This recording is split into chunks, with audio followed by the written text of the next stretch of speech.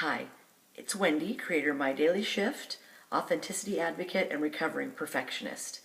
Last week I shared a nugget about projection and one of the ways it showed up in my life. It was called integrity, my self-righteous sled. This week, as promised, I'm going to give you some suggestions and tools on how to identify when you're projecting your stuff out there onto others, how to manage the upset, and ultimately how to heal it. Projection resides in our blind spot, and I'm offering you a blind spot detector. If you don't want it, turn off this video and go back to doing whatever it was you were doing before, because once you know, you can never not know again. Still with me? Good. So for starters, can we agree that 99% of the time, probably more, but let's go with 99% of the time, when you're upset about someone or something, you're in projection. It's important to just agree upon this in the beginning because by definition, projection is hidden from us. We're not doing it consciously. At some point in the past, we decided that a particular behavior or action was unacceptable, too dark, wrong, bad. And so rather than owning it, we hid it from ourselves and started recognizing it outside of ourselves to avoid the pain of acknowledging that it was part of ourselves. So it's time to grow up. So if we just agree upon that, we can move forward and know that whenever you hear yourself or whenever you are upset because, fill in the blank, you're in projection. So for example, I'm upset because Jenny always complains about her boss and she never does anything about it. I'm so sick of hearing Jenny complain about her boss. Stop right there. Thank Jenny for showing you your blind spot, and go inside and find out what is it about Jenny that is so upsetting. Is it because you currently have a boss that you don't like and you're not doing anything about it?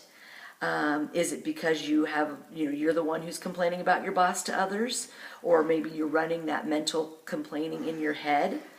You're the complainer that complains and doesn't do anything.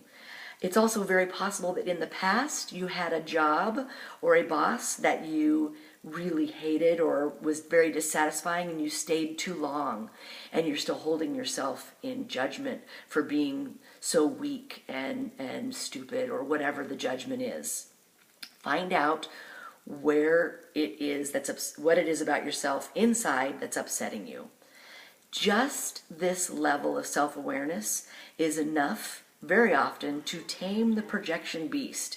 It's enough to stop yourself before the projection or catch yourself quickly and not get upset at Jenny or whatever it is the situation is that's upsetting. And it's also enough to kind of, again, just kind of dial it down. But there's another level that's available to you, and it is foundational to spiritual psychology. I'm about to go woo-woo on you, but that's how I roll, and it works for me. So what I'm talking about is compassionate self-forgiveness. It involves going inside, identifying the judgment of self and others, and forgiving it. It's that simple, but it's a skill that takes practice and refinement. And there's a very specific language that is necessary. I'm going to include that in this nugget. I can tell you from my personal experience that it is a game changer. It's the closest thing to a magic wand I've ever experienced. And I have moved clients through this quickly, and it works. It just works. And so what happened, the first time I ever did it, it did feel fake and a little inauthentic. It just didn't, it was like this muscle, this skill that I had no experience with, and it didn't really make sense. At my teacher's urging, I stuck with it, and it changed everything. I would have an upset, I would identify it, I would go inside of myself and use the language and use the skills and I would forgive myself at a very authentic and deep level. And instead of managing the projection and managing the upset, I healed it. And I would no longer project from that place anymore.